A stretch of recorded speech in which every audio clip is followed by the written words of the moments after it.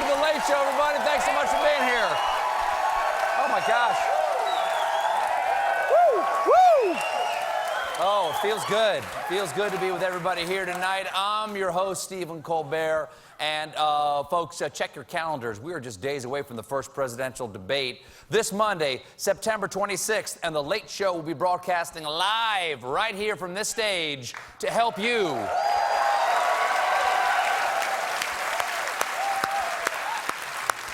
I will applaud me any day of the week. Thank you very much.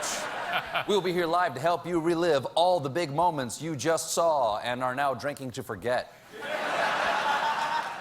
Donald Trump says for the debates, he's not really prepping. He's going to rely on his improv skills. So I'm assuming his entire prep consists of asking a room full of drunk people for an object and an occupation.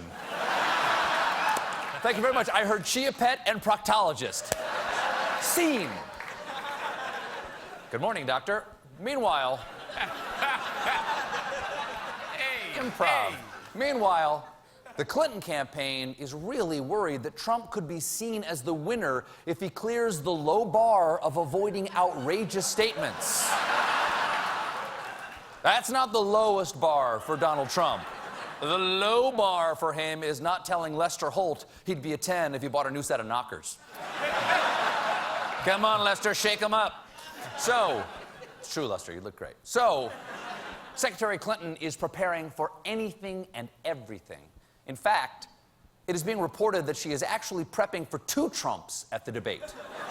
An on-message, disciplined Donald Trump and a freewheeling Donald Trump. By the way, Freewheelin' Donald Trump is the worst folk album of all time.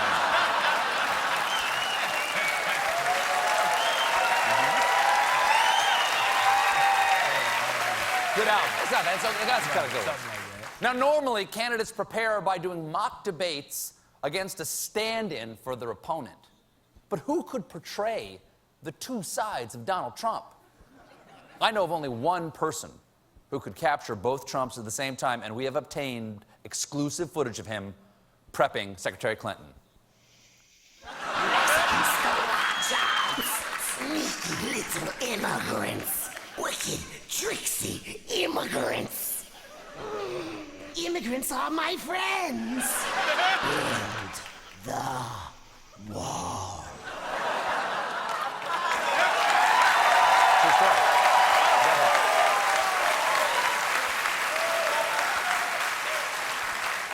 Trump is a lot like Gollum. Both of them have trouble holding on to a ring for too long. Now, don't you boo Gollum. Now, here's some interesting news. A man in Canada was caught stealing gold from the Royal Canadian Mint. The man, an employee of the bank, smuggled $140,000 in gold nuggets out of the mint inside his rectum. Yes, that's right. Goat sphincter!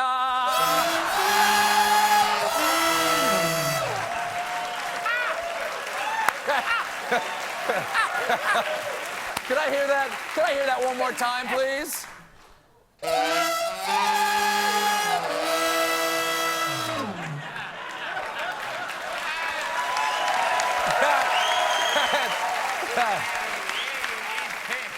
He is the man with the funny walk.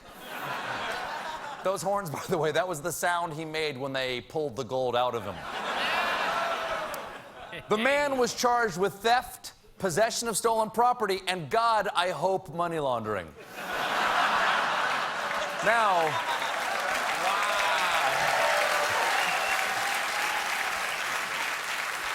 detectives investigating the theft found a jar of Vaseline in his locker. That is true, and I'm going to say also a rubber mallet and a bite stick. Presiding over the case when the man was on trial, and this is true, is the Honorable Judge Peter Duty.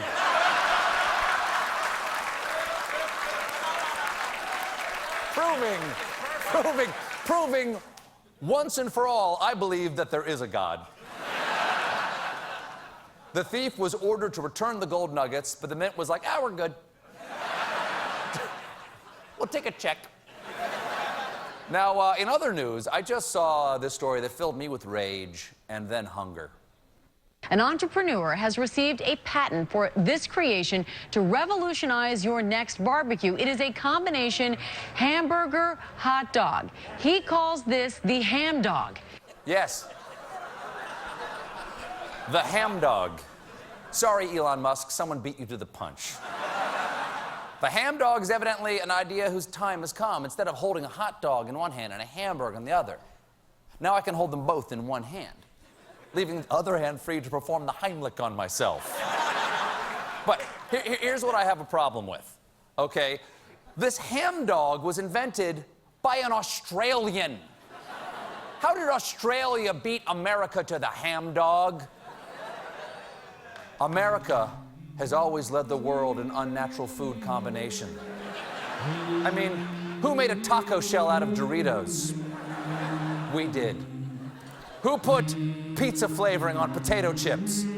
We did. And damn it, have we forgotten the double down bacon and cheese between two pieces of deep fried chicken? Have we forgotten?